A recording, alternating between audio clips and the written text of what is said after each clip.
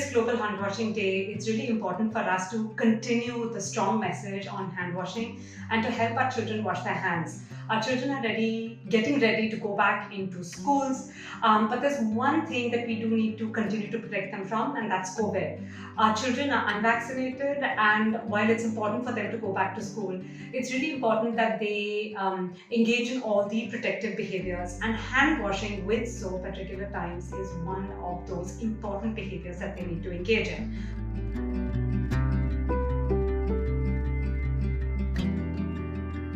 Hand washing with soap continues to be one of the most critical life-saving actions that we can do.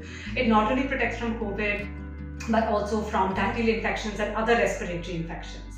Second is that hand washing soap requires water and soap.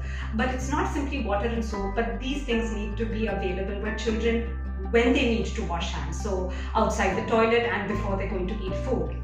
We also have to create a certain amount of awareness in children as well as those who are working with them, teachers and other school staff, on why hand washing is important. But we can't do this only with germs. We have to make this knowledge, this awareness fun and interactive through games for children. Make it something that they really want to do. Hand washing requires constant reminders and cues. So we need to have posters, we need to have interesting and very attractive signage that gets children to wash their hands and reminds them how they have to wash their hands when they have to wash their hands. It's important to realize that children are not a homogeneous category. They're just not one group. We have young children, we have children who are pre-adolescent, and we have teenage children who are going to school.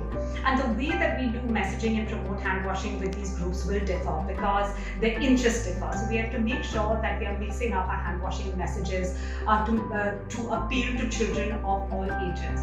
Continue to wash your hands, and let's make hand washing important and interesting for children as they go back to school.